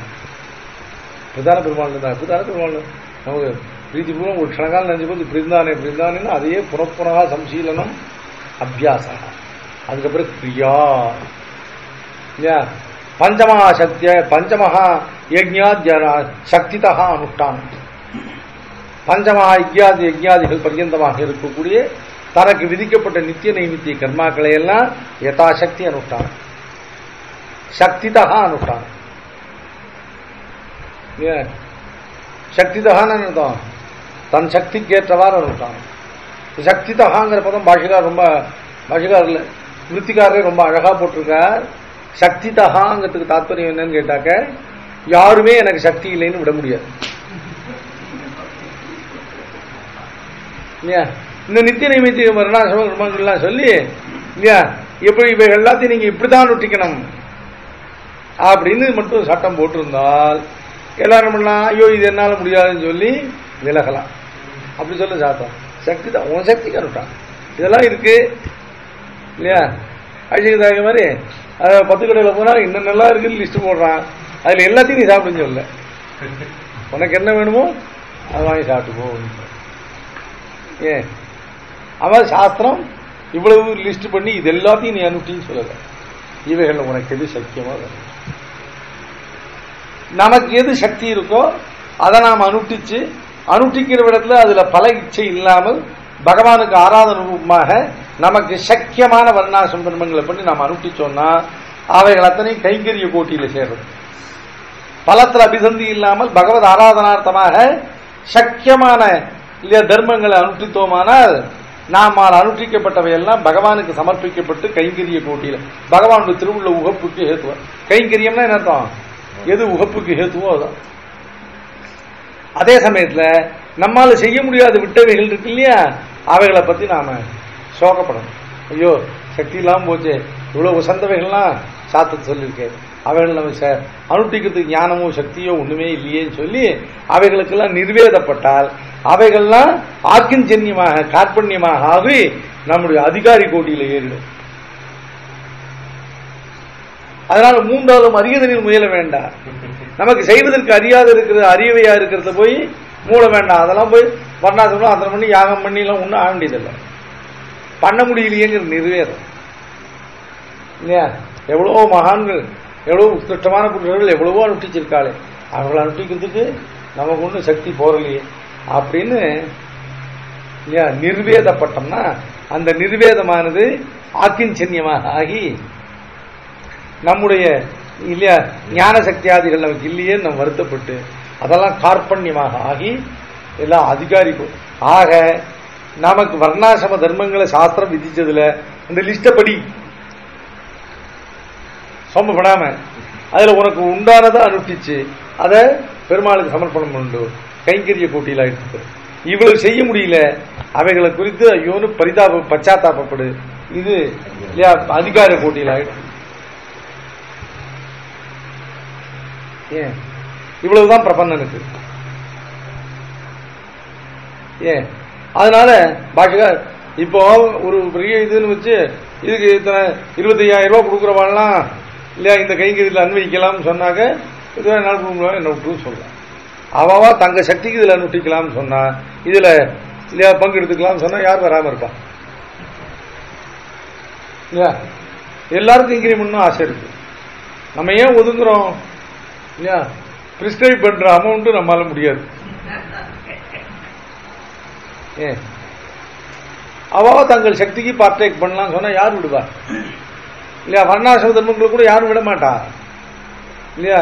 வீட தொல்லை கொடுத்து அத்தை பண்ணு இதை பண்ணு இதெல்லாம் பண்ணிதான் ஆகணுங்கிறதுனால இதுல சொல்லி உனக்கு 10 கடை எக்ஸாம்பிள் ரொம்ப பிரமாதமா இருக்கு. அவன் அத்தனை அவன் கடையில் லிஸ்ட் பூரா போட்டு இதெல்லாம் நீ சாப்பிட்டு தான் அவனு ஒத்த கூட அவங்களுக்கு போக மாட்டான் இல்லையா. இதெல்லாம் நான் வச்சிருக்கேன் உனக்கு எது ஒன்றும் சாப்பிடு இல்லையா, அவன் தான் சாப்பிடு. இவ்வளவு நித்திய நைமித்திய கர்மாக்கள்ல உனக்கு சக்கியமா தான் நீ அனுட்டி. ஆனா அனுட்டிக்கும் போது மட்டும் ஒரு காரியம், அதுல பலாபேட்சை பண்ணாரு, அதை பகவத் ஆராதனை ரூபா அவனுக்கு சமர்ப்பம். இதுதான் பஞ்சமகா யஜ்ஞாத் அனுஷ்டானம் சக்தி தகா கிரியா, விவேகம் விமோகம் அபியாசம் கிரியை. அடுத்தது கல்யாணம். கல்யாணம் என்ன மங்களம்னா என்ன, அசுபங்கள்லாம் போக்கி சுபத்தை கொடுப்பது. யாருக்கு, அதை உடையவனுக்கும் இல்லையா, அவனோட சம்பந்தம் உடையவனுக்கு இல்லையா. அந்த கல்யாணங்கள் என்னென்ன இல்லையா, அஹிம்சா சத்தியம் ஆர்ஜவம் இல்லையா அனபித்யா. முதல்ல அஹிம்சா. எந்த அஹிம்சான கரணத்திரங்களான்னு பார்க்க ஹிம்சை பண்ணாமல் இருக்கிற அர்த்தம் இல்லை இல்லையா. யாருக்கும் ஹிம்சைக்கு நாம ஹேதுவாவே இருக்க. அப்புறம் நான் என்னமா பண்றது, நாமளும் சொல்லி என் பேர் சொல்லி வேற ஒருத்தம் பண்ணிட்டான்னு சொல்றது கூட இடம் இல்லாதபடி ஹிம்சா ஹேத்துவமே. எந்த ஜீவனுக்கும் ஒரு அல்ப ஹிம்சை ஏற்படுறதுக்கு நாம ஹேத்துவா இருக்க. அதான் அஹிம்சா. இப்படி கரணத்திரயத்தால் இருக்குது. ரொம்ப விஷயம் சுவாமி, நாம எதுவும் பண்ணலைன்னா கூட நாம மனசால இப்போ கரணத்திரயத்தாலும் அஹிம்சைன்னு நினைப்போம். ஒருத்தர் நம்ம விஷம்னாலும் ஹிம்சை ஏற்படுது இல்லையா, ஒருத்தனை சரீரத்தால போட்டோம்னா ஹிம்சை ஏற்படுது, ஒருத்தருக்கு கெடுதல் மனசால நினைச்சோன்னா அவனுக்கு என்ன ஹிம்சை ஏற்படுது. ஏன் ஹிம்சை ஏற்படல சொல்லக்கூடாது. நாம நினைச்ச வேலை அவனுக்கு அப்படி ஆயிடுதுன்னா அப்ப அவனுடைய ஹிம்சைக்கு நம்ம நினைப்பு ஹேத்துவாயிடுது. அதனால்தான் அசலாருக்கு கரணத்தை ஹிம்சா ஹிம்சைக்கு நாம போய் ஹிம்சை பண்ணக்கூடாதுன்னா ஹிம்சைக்கு அர்த்தம் இல்லை இல்லையா. அசலாருக்கு ஹிம்சை உண்டாகும்படியாக இருக்கக்கூடாது, கரணத்திரயத்தாலும் இருக்கக்கூடாது. அசலாருக்கு இல்லையா லட்சமே பட்டமேன்னு ஒரு ஹிம்சை மனசாக நினைக்கிறார். நினைச்சோன்னா நாம நினைச்ச வேலை இல்லை, லோகத்தை ஒருத்தர் நினைச்ச வேலை ஒருத்தருக்கு ஒன்று ஆரம்பம். இதெல்லாம் சாஸ்திரங்கள் காரணம்லாம் சொல்றது. மாதிரி நாம யாருக்கானும் ஒரு அவத்தியத்தை நினைச்ச வேளையில் அவளுக்கு ஒரு அவத்தியம் வந்துன்னு இருக்கிறார், அவள் ஹிம்சைக்கு அப்ப நாம ஹிம்சை பண்ணிட்டோம்னா அதான் அஹிம்சா. சத்தியம் யதார்த்தமாக இருக்கணும், பூதஹிதமாக இருக்கணும். சத்தியம் பூதஹிதம் புரோக்தம். யதார்த்தமாக இருக்கணும் இல்லையா, சர்வபூதங்களுக்கு ஹிதமாக இருக்கணும். சத்தியம் அஹிம்சா சத்தியம். ஆர்ஜவம், ஆர்ஜவமாவது இல்லையா, ஒரு வாய் ஒன்று நினைக்க மனசு ஒன்று வஞ்சக புத்தி கூடாது. ஆர்ஜவமாவது கரணத்திரயங்களை ஏகரூபமா இருக்கு. உபயுக்தேஷு வைசத்தியம், திரிவர்க்க நிரபேட்சதா, கரணத்ரய சாரூபியம், இது சௌக்கிய ரசாயனம். தத்துவத்தி சின்னாதிகாரில் இது மூணு வந்து சுகம். உபயுக்த விஷயங்கள்ல விசதமான ஞானம் இருக்கணும். நம்முடைய சுகத்துக்கு முதல் விரோதி நம்முடைய அஜ்ஞானம்.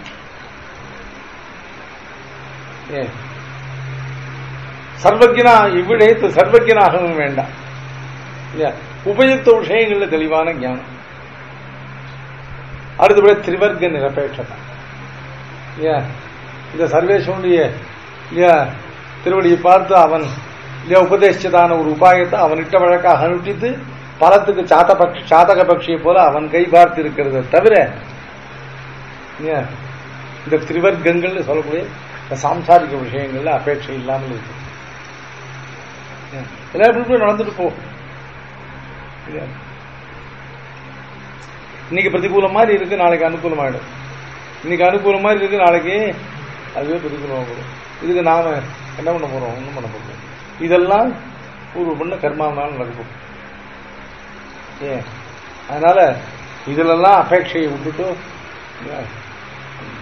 சர்வேஸ்வரன் விட்ட வழியா இருக்கிறது. வேற எதையும் அவனை தவிர வேற எதையும் அபேட்சிக்காமல் திரிவர்க்க நிரபேட்சதா. வேற ஏதாவது பாருக்கா, இந்த திரிவர்க்கத்துல இந்த தர்மார்த்த காமங்கள்ல எதையான ஆசைப்பட்டு இருந்தாக்க நிச்சயமா துக்கம் இல்லாமல் போகுது. அவைகள் அபேட்சை விட்டா அன்னிலிருந்து துக்கம் இல்லை. பெரிய சுக்கம் வராட்டப்பட்டு போகுது. அது காலப்போக்கில் பெருமாள் கொடுப்பார் இல்லையா. முதல்ல நமக்கு நாமே துக்கத்தை ஏற்படுத்திக்காம இருக்கலாம். திருவர்க்க நிரபேட்சதான். கரணத்திரய சாரூபியம், இதான் சுவாமி முக்கியம். மனசு என்ன நினைக்கிறதோ அதான் வாய் சொல்லும். வாய் என்ன நினைக்கிறதோ அதான் செய்யும். மனசு என்ன, வாய் என்ன சொல்றதோ அதான் செய்யும்.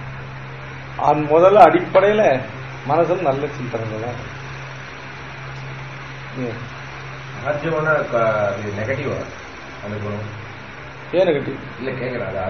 ஆர்ஜவம் அப்படின்னாக்க ஆர்ஜவத்தோட இருக்காருன்னு சொல்றாங்க. அது மாதிரி என்ன, ஆர்ஜவம் நல்லவரா இருக்காரு, நேர்மைன்னு சொல்லலாம். நேர்மையாவது என்னன்னு கேட்டாக்க இந்த கரணத்திரயங்களுக்குள்ள எங்கேயும் மின்னு முழுங்கி பண்ற மாதிரி இல்லை. நாம் மனசுல நினைக்கிறது வாயால சொல்லும்படியான தாட்டா இருக்கணும்.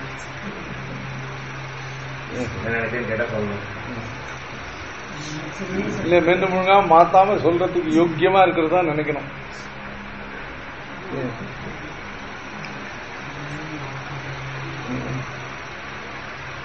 எல்லாம் பெருமாள் கொடுப்பாரு சுவாமி. நம்ம இது எல்லாத்துக்கும் கூட இதெல்லாம் கூட நம்மளா பண்ணிக்க முடியாது. மனசுல நல்லதே நினைக்கணும், நினைக்கூடாதுன்னு பெருமாள்கிட்ட அதுக்கும் வேண்டிக்கணும்.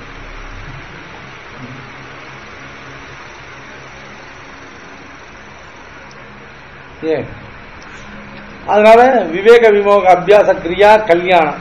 ஆனா அடுத்து அனபித்யா. அனபித்யா அப்படின்னாக்க அபித்யா, அனபித்யாங்க நெகட்டிவ் குணம், அபித்யை இல்லாமல் இருப்பது. அபித்யான்னாக்க 3 விஷயம் சாதிக்கிறார் சிவபிரகாசிக்கார். அபித்திக்கு 3 அர்த்தம். அபித்யா அப்படின்னாக்க என்ன அர்த்தம்? அசலார் பண்றதான அபராதங்களையே எப்போது நினைச்சுட்டு யார் என்னென்ன அபராதம் பண்றாங்க, யாரோடது என்ன தோஷம் இருக்கு அப்படிங்கிறதே மனசு சிந்தனை பண்றதுக்கு அதுதான் அபித்யா. அது இருக்குல்ல, யாரையும் பார்த்தா அவ நம்ம இடத்துல இருக்கிற குறை மட்டும் தான் நமக்கு தெரியணும், அசலா இருக்கிற குறை நமக்கு தெரிவிக்காது.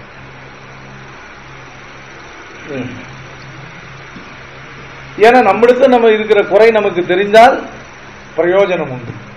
அசலாரிடத்தில் இருக்கிற குறை நமக்கு தெரிஞ்சு என்ன பிரயோஜனம் உண்டு? ஒரு பிரயோஜனம் இல்லை. ஏன் மேலும் அசலாருக்கு இங்க இருக்கிற குறையே தூக்கி வெளியில போட்டு மாளல, இன்னும் வெளியிலேருந்து குறையை இறக்கி அவர்கள் குறை இவர்கள் இந்த மனசுல இறக்கி வச்சுட்டு அதை என்னைக்கு போறதுக்கு போட்டு ஏன்? அதனால அது அவத்தியமுமா. அதனால அசலாருடையதான அபராதத்தை ஒரு காலம் நினைக்காம இருக்கும். இது ஒரு அனபித்யா. ரெண்டாவது என்னன்னு கேட்டா நிஷ்பிரயோஜனமான சிந்தாவாரணம், நிஷ்பிரயோஜனமான வாக் விவகாரத்தை போகும். வம்பளக்கிறது ஏதாவது 2 பங்கியை வச்சுன்னு ஊரும்பே பேசிட்டு இருக்கு இல்லையா, எந்த ஒரு நிஷ்பிரயோஜனம் இல்லையா. இதை மனசாலும் நினைக்க கூடாது, இதை வாயாலும் பேசக்கூடாது. ஏன் பெருமாள் உள்ள பெருமாள் வர்த்திக்கிறதுக்கு வழியெல்லாம் அடைச்சுட்டாக்கா அப்புறம் எப்படி பெருமாள் வர முடியும்?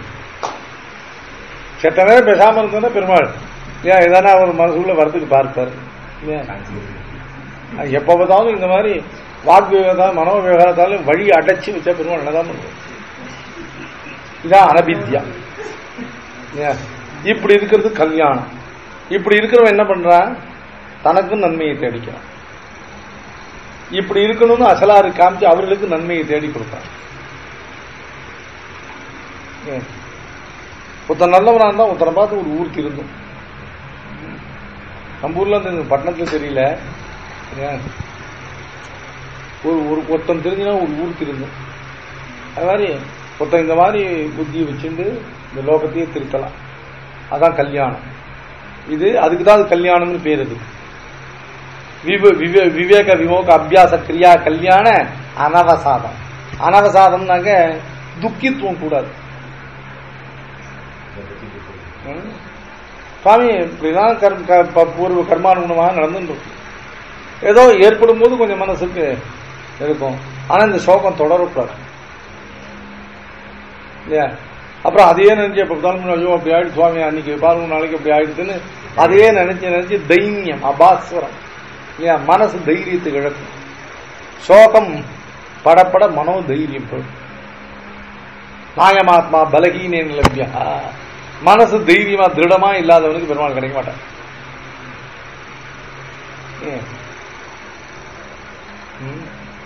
எப்பவும் ஒரே ஒண்ணுக்கு தான் அவர் கஷ்டப்படலாம், இன்னும் பெருமாள் கிடைக்கலையே அப்படிங்கிறது தவிர பெருமாள் சேவை சாதிக்கலைங்கிறது வேற எதை பத்தியும் கவலைப்படக்கூடாது.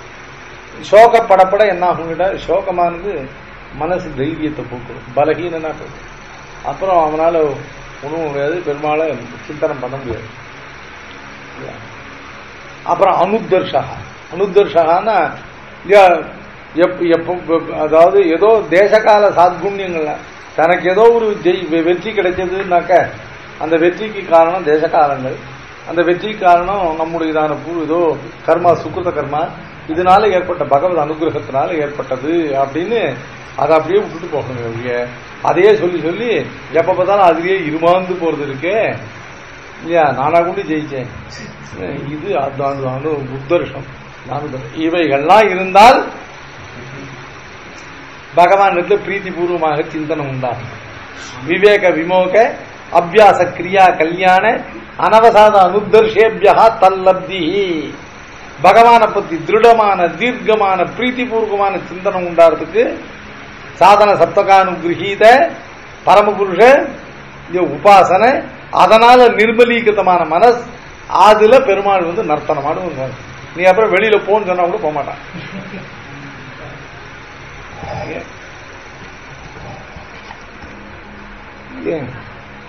இதைத்தான் சொல்ற. அதனால உபய சுவாந்த சேர்க்கிறபடியே கர்மஜான சம்ஸ்கிருத அந்த கரணனுக்கு பிறக்கும் அதிலே பரபக்தி. இவருக்கு அந்த பரபக்தியெல்லாம் இல்லையா இல்ல, இவர் சாதன பக்தி இல்ல. இப்படிலாம் வர சாதன பக்தி. பகவான் அப்படி இல்ல, இவைகள் எல்லாத்தையும் தள்ளி வச்சுட்டு இவைகளுடைய ஸ்தானம் பகவான் இதனுடைய ஸ்தானத்துவெல்லாம் தன்னை வச்சு அதனுடைய பலனை கொடுப்பான். பக்தி யோகத்தினுடைய ஸ்தானத்திலேயே தன்னை வச்சு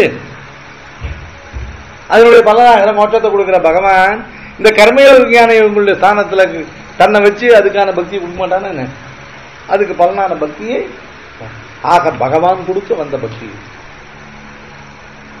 இல்லையா?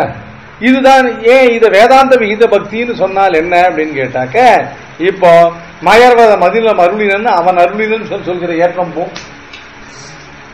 வேதாந்த விதியா இவர் தானே பண்ணி தானே சம்பாதிச்ச பக்தின்னு ஆயிடும். அப்ப அவன் என்ன அருளினன்? மயர்வத மதிலம் அருளினன் என்கிறதான அவன் அருளி இவர் பெற்றாரான ஏற்றம் போம். ஏன் இவர் தான் பெற்றதையே பிறருக்கு உபதேசிக்கிறான் அமையும். கீழில் திருவாமொழியிலே அவனுடைய பரத்துவத்தை அனுபவித்து ஒரு பெரிய திருநாள் போலே ஈரே போந்தது. இப்ப அடுத்தபடியா கேள்வி, சுவாமி ஒரு 10 பாசுரம் தான் ஆச்சு. 10 பாசுரத்துல பகவானை ஏகாந்தமா அனுபவித்தார். 11வது பாசுரம் உபதேசத்துக்கு வந்துட்டார். வீடுமன் இல்லையா? உயர்வர உயர்வன் உடையவன் எவனவன் ஆரம்பிச்சார் இல்லையா?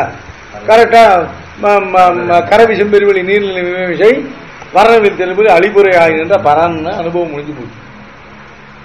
அடுத்த பாசுரத்தை 2வது பதிகத்திலேயே நான் சம்சாரிகளை கூட்டு உபதேசம் பண்ண ஆரம்பிச்சுட்டேன் இல்லையா? இப்போ அனுபவம்ங்கிறது இவ்வளவுதானே. இந்த 10 பாசுரத்தை அனுபவிச்சுதான் அனுபவமா இல்லையா? இப்போ இல்ல மேல இன்னும் அனுபவிக்க போறாருன்னா அந்த அனுபவத்தின் நடுப்புற இந்த உபதேசம் ஏன் வந்து விச்சேதிக்கிறது?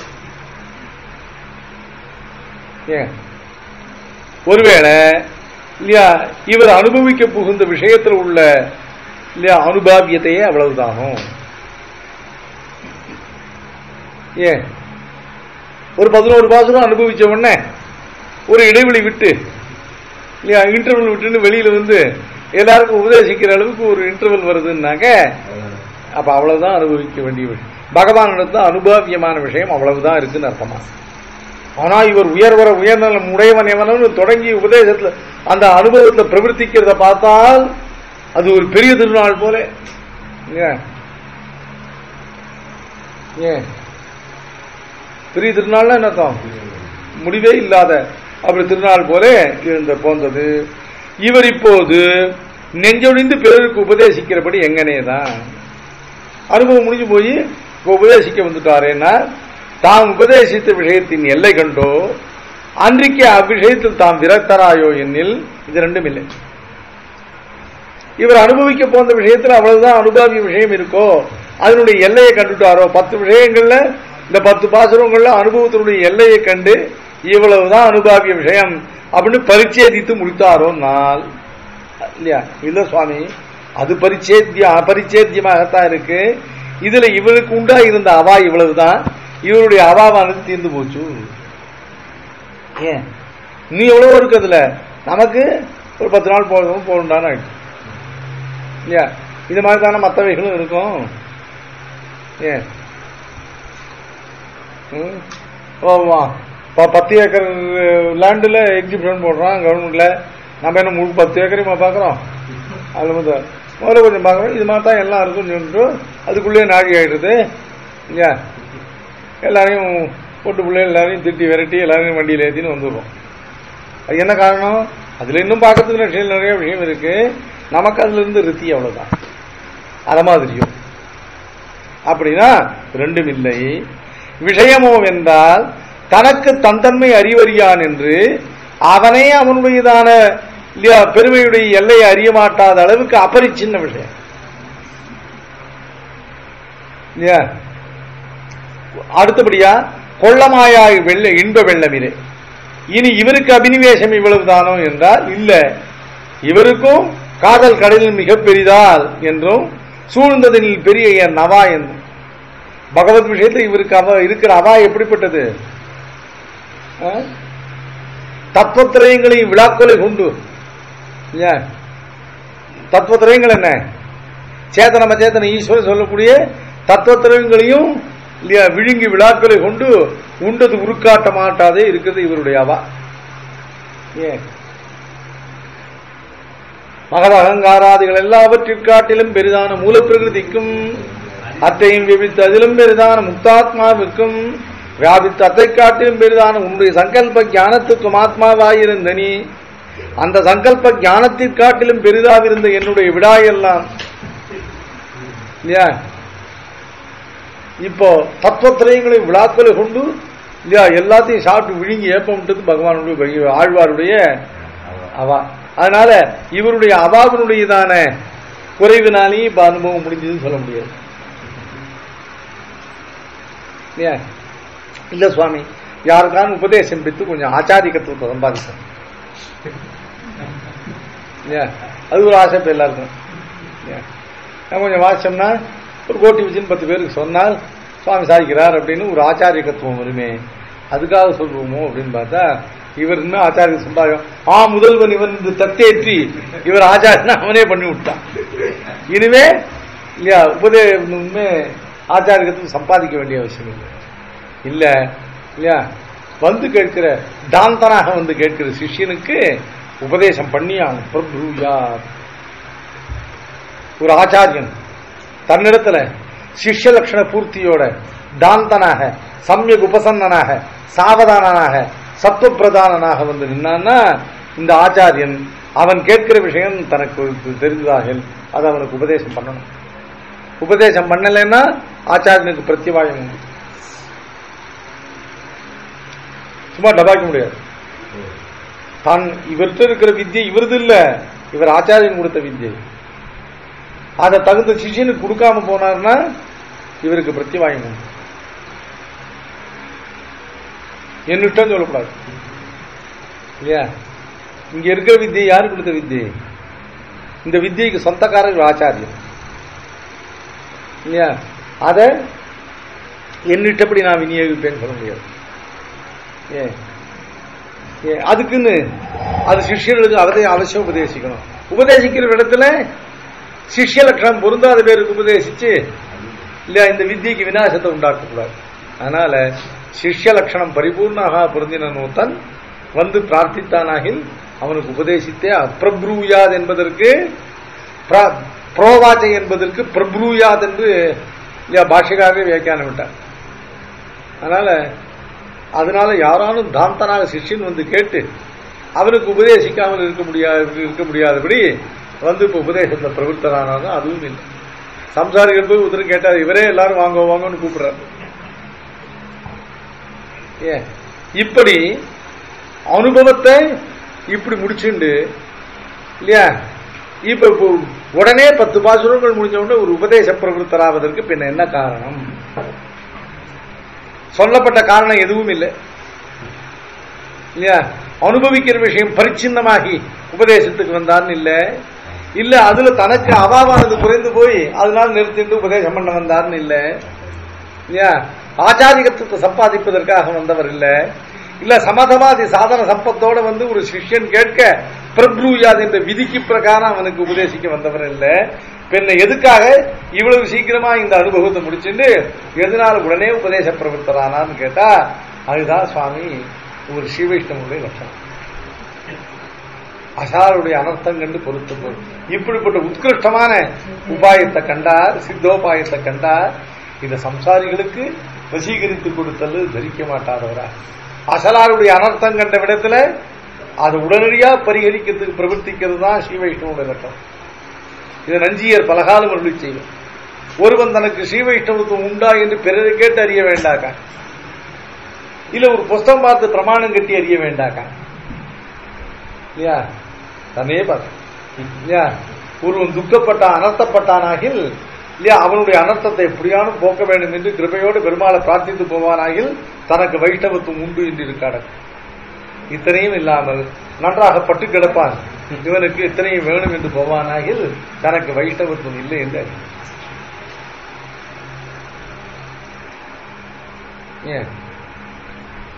இது ஜோடிச்சு சொன்ன மாதிரி இருக்கு. கொஞ்சம் அதிசயோக்தி மாதிரி இருக்கு. இல்ல வைஷ்ணவகான என்ன விஷ்ணு சம்பந்தத்தாலே நிரூபிக்கிறது. ஒரு வஸ்துனுடைய சம்பந்தத்தால் நிரூபிக்கப்பட்டதுக்கு அதனுடைய குணம் தானே இருக்கும்.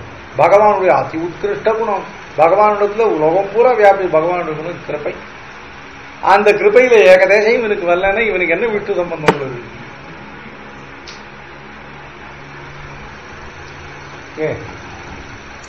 அதனால ஒரு ஸ்ரீ வைஷ்ணவனுடைய நஞ்சிய அதனால இவர்கள் அனர்த்தம் பரிகரித்தல்லது நிற்க உண்ணாதா இருந்தது.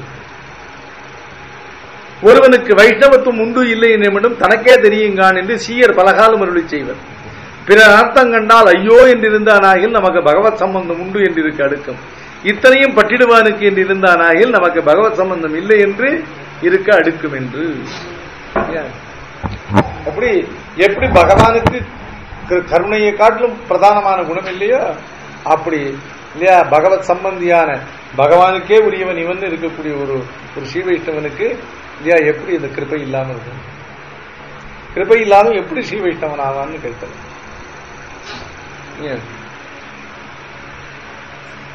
அதனால இவர் இப்ப உபதேச பிரவருத்தரானதுக்கு காரணம் என்ன?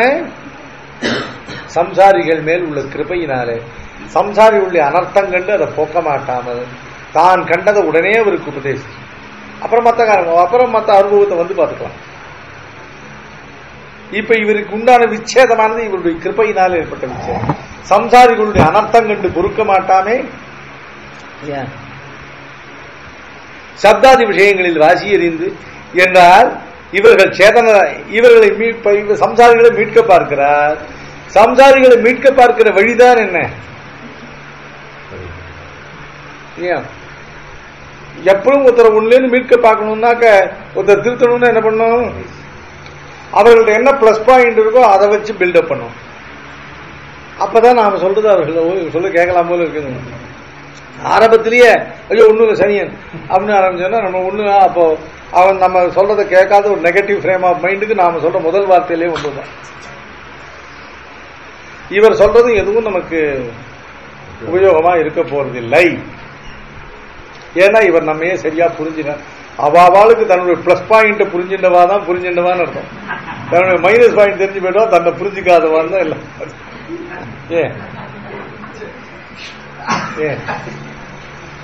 அவசியம் இல்லையா?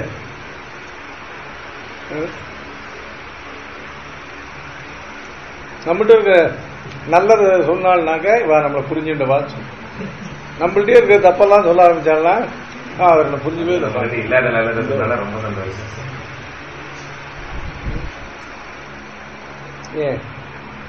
அதனால இப்ப ஆழ்வார் என்ன பண்றான்னா மற்ற சில சாஸ்திரங்கள் இருக்கு. அவெல்லாம் சம்சாரிகளை ஐயோ நீங்க செய்யதான் தப்பு, நீங்க எல்லாம் ஒண்ணுமே நீங்களும் நாசமா போயிடுவேன், நான் சொல்றதை கேளுங்க அப்படின்னு ஒருத்தரும் கேட்க மாட்டாங்க. ஆழ்வார் என்ன பண்ற, ஐயோ இவர்களெல்லாம் சேத்தனராக இருந்தார்கள், இவர்கள் எல்லாம் ருச்சி உடையவர்களாக இருந்தார்கள், சாமான்யமான சாம்சாரிக விஷயத்துல கூட ருச்சி பிரதானராக இருந்தார்கள். ஐயோ ராஜா காஃபி சாப்பிட்டு நல்ல காஃபியா சாப்பிட்டு ஏன் எதுவாக இருந்தாலும் சம்சாரிகளுக்கு இல்லையா விஷயாதிகளை அனுபவிக்கும் போது கூட இல்லையா அதுல ருச்சி பிரதானம். அதனால இப்ப சம்சாரிகளை பார்த்து என்ன சொல்ற, இல்லையா நீங்கள்லாம் தோஷமுள்ள பதார்த்தத்தை உபயோகிக்க மாட்டேன் இல்லையா, நீங்களாம் ரொம்ப ரசிக்கிறது, நீங்களாம் நல்ல பதார்த்தத்தை உபயோகிப்பேன். சம்சாரிகள சாம்சாரிக பதார்த்தங்கள்ல கூட இல்லையா தரங்கட்ட பதார்த்தத்தை உபயோகிக்க மாட்டாளே, நல்ல பதார்த்தம் உபயோகிப்பேன். அதனால உங்களுக்கு சொல்றேன் கேளுங்கோ, நீங்கள் இப்ப விட வேண்டியதெல்லாம் விடுகிற விதத்துல என்ன பண்ணணும்னு கேட்டா அவைகள்ல தோஷ புத்தி பண்ணுங்கோ இல்லையா. இது தோஷமுடையதுங்கிற புத்திய மனசுல வச்சிருந்தேனாயில் கண்டிப்பா நீங்கள்லாம் இதை விட்டுடுவோம்.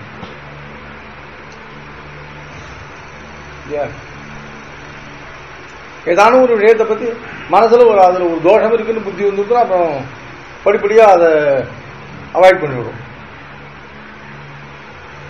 ஏன் அதனால இந்த பகவத் வத்திரிக்தமான இந்த சாம்சாரிகமான பதார்த்தங்கள் எல்லாம் தோஷமுடையது என்று முதல்ல விசுவசியுங்கோ. இதுல இல்லையா தோஷ புத்தி பண்ணி போகும். தோஷ புத்தி பண்ண பண்ண என்ன ஆகும், இது தானே தன்னடைவே விடும். சுவாமி எத்தனையில தோஷ புத்தி பண்றது இல்லையா, எல்லாமே அப்படித்தானே இருக்கு. இதுல ஒவ்வொன்றிலே தோஷ புத்தி பண்ணி எல்லாம் விடும். விடுறதுக்கு எத்தனை நாள் ஆகும்? 2 தோஷ புத்தி பண்ணும். பண்ணினா சர்வத்திலையும் தோஷ புத்தி பண்ணினதாகி. ஏன்னா இவ்வளவு தோஷமுள்ள பதார்த்தங்களையும் எதை கொண்டு சம்பாதிச்சிருக்க? அகங்காரம் மமக்காரம் இந்த ரெண்டு கொண்டுதான், நான் எனது என்கிற ரெண்டை கொண்டுதான். அதனால இதுல தோஷ புத்தி பண்ணேன்னா நீர் நுமது என்று இவை வேறு முதல் நாய் அதுல சமாதானமா அது ரெண்டுலையும் தோஷ புத்தி பண்ணி அது ரெண்டையும் விடுங்கோள். வேற எதில் நீர் மெனக்கிட தேவையில்லை. இந்த லோகத்தெல்லாம் அழிச்சு மாத்துறதுக்கு நீர் வேண்டாம். இந்த லோகத்தில் உள்ள இந்த தோஷங்கள் உம்பக்கல்ல வராமல் இருக்கிறதுக்கு உம்பக்கல்ல வரத்துக்கு ரெண்டு வழி இருக்கு. ஒன்னு இந்த தேகத்தில் அகம் என்கிற புத்தி, இன்னொன்னு இல்லையா பகவானுக்கு சேஷபூதமான வஸ்துக்கள் இதெல்லாம் தன்னது என்கிற புத்தி. இது ரெண்டையும் ஒழித்தீர்களானால் எந்த தோஷமும் உள்ளது வரப்போகுது இல்லையா? இருக்கிற தோஷங்களும் போகப்படும். அதனால பற்றுமிடத்தில் அவற்றை விட்டு இவருக்கு பற்று அடுக்கும் என்று பார்த்து சர்வேஸ்வருடைய நன்மையும் இவர்கள் பற்றின விஷயங்களில் அல்பாசிரப்பு தோஷ துட்டங்கள் என்னும் இடத்தில் இப்போ இந்த சாம்சாரிக பதார்த்தங்கள்லாம் தோஷமுடையவன், இவைகளை தோஷத்தை அனுசந்தித்த வரை இவைகள் அகலும். அகல்கிற விடத்துல பகவான் இடத்துல உள்ளதான இல்லையா ஹேய பத்தியநீக்கத்துவமான அவனுடைய அற்புதமான இல்லையா ரூப குண இல்லையா சேட்சித்தங்களை எல்லாம் அனுசந்திக்க. இப்ப பார்க்கா பகவானிடத்துல இப்ப பிரீத்தி வரும். பகவானிடத்துல பிரீத்தி உண்டாகாமல் தடுத்து இருந்ததானே இந்த சாம்சாரிக வஸ்துக்கள்லாம் தோஷம் கொண்டு இவைகள்லாம் விலக்கினவாறு பகவானிடத்துல இல்லையா நிரவதிகமான இல்லையா ஏதானும் ஒன்று இருந்ததுன்னா இந்த கண்ணாடியில் இருக்கு, கண்ணாடியில் இருக்கிற படம் சரியா வெளியில அந்த கண்ணாடி இன்னும் அழுத்தி தொலைச்சு அதில் உள்ள தோஷங்கள்லாம் போக்கினா பளிச்சுன்னு தெரியுது இல்லையா? அது மாதிரி இதனால் இத்தனை நாள் பகவானத்தில் உண்டாகாத பிரீத்தியானது இந்த தோஷங்கள் தான் அந்த பிரீத்தியை வரவிடாமல் தடுத்து மறைச்சு வச்சிருந்தது. இந்த தோஷமுள்ள சாம்சாரிக பதார்த்தங்கள் உள்ள தோஷத்தை அனுசந்தானம் இதை விட்டம். அகங்காரம் மமகாரம் ரெண்டு விட்டா போற சாமி. விடுறது ஒன்றும் பெரிய கஷ்டம் இல்லை சாமி. இதை விடாமட்டாம நம்மளா பிடிச்சுட்டு இருக்கிறோம். அது எப்போ விழுந்து போச்சு? வாங்கி இருக்கிற சம்சாரத்துல அகங்காரம் மமகாரம் எப்போ போயிருக்கணும் போயிடுது. நம்மளா பிடிவாதமா அதை பிடிச்சி வச்சு விட மாட்டேன்னு வச்சு உட்காந்து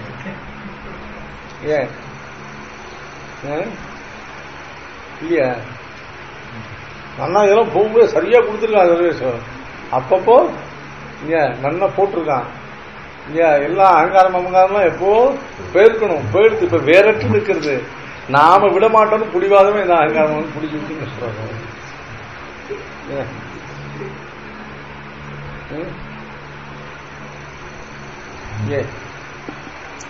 நினைச்சு பார்த்தானே தெரியும்.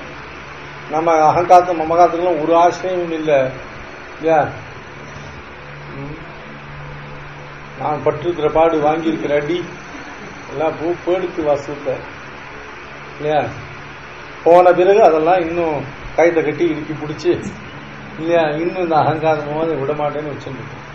ஒன்றும் இல்லை, கை விட்டா போடும் இல்லையா? நம்மளா இல்லையா ரொம்ப முரட்டு புளிய பிடிச்சி இதை விடக்கூடாது. என்ன இந்த அகங்காரம் அகங்காரத்தை விட்டு விடுறதாவது ஒரு பக்கத்தாது மாமா என்ன நினைச்சுப்பாரு நம்மளை பற்றி இல்லையா?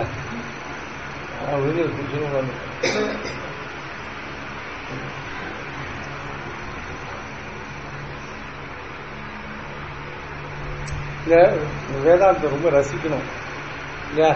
எல்லாம் நம்மள்கிட்டயே இருக்கு. இதுல சொல்றது பூரா நம்மகிட்ட இருக்கு சாமி.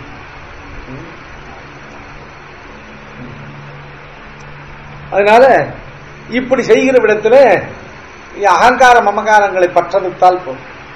அகங்கார மமகாரங்களை பற்றெடுத்து கொண்டு அப்படியே விட்டுடாம இல்லையா பகவானிடத்தில் உள்ள ஹேய பிரத்தினீகமான அவனுடையதான ஸ்வரூப ரூப குண விபூதிகளை எல்லாம் மனசால அனவரதமா சிந்தனை பண்ணுகிற விடத்துல அவருக்கு நமக்கு உள்ள சம்பந்தத்தை உணர்ந்து சம்பந்த ஞான புரஸ்தரமாக அவர் சந்திக்கிறோம் இல்லையா? அது அடுத்தபடியா இல்லையா அவனுக்கு நமக்கும் உள்ளதானே அந்த சம்பந்த பூர்வகமான அனுச்சிந்தனத்தினால இந்த பகவான் நம்முடையதான அனாதிகாலமா நம்மளுக்கு ஞான சங்கோச்சத்தை உண்டு பண்ணி கொண்டிருக்கிற இந்த சம்சாரத்தை அறவே விலக்கு. அப்படி பகவான் பிரபத்தியினால இல்லையா தேகாவதானந்த மோட்சம் கண்ணடி பெற்றதாக நடுவே உள்ள காலத்தை எல்லாம் பகவானுடையதான குணானுசந்தானத்தாலே கழித்துக் கொண்டு இனி இந்த தேகம் விடப்போற காலம் என்ன காலம் என்று அதையே மனசில் பிரதீட்சிச்சுட்டு அதையே எண்ணி இருக்கும். இப்படி நீங்கள் ஆசிரியிக்க வேண்டியவன் யார் அப்படின்னு கேட்டால் அசங்கேயமான ஸ்வயம் பிரகாசமான ஞானைக்கு நிரூபணீயமான ஜீவ வர்க்கத்தையும் தன்னுடையதான முடிவற்றதான அசங்கேயமான கல்யாண குணங்களையும் தனக்கு விசேஷமாக கொண்டிருக்கிற சர்வசேஷியான சர்வ ஜகத்துக்கும் பிராப்தியமும் பிராபகமுமான அந்த நாராயணனையே நீங்கள் சேருமின் அப்படின்னு. இதுதான் இந்த திருவாய்மொழிக்கு பிரவேசம். முதல் பாட்டு, வீடு முன் முற்றமும் வீடு செய்து உம்முயிர் வீடு யானிடை வீடு செய்வினே. முதல் பாட்டு இதர விஷயங்களை விட்டு உங்களுக்கு வகுத்த விஷயத்தை பற்றப்பாரும் போது என்கிறார். நாளைக்கு சேர்க்கிறேன். நாளைக்கு இல்ல, வியாழக்கிழமை. நேற்றுக்கு ஒரு நாள் பேர் தெரியும்.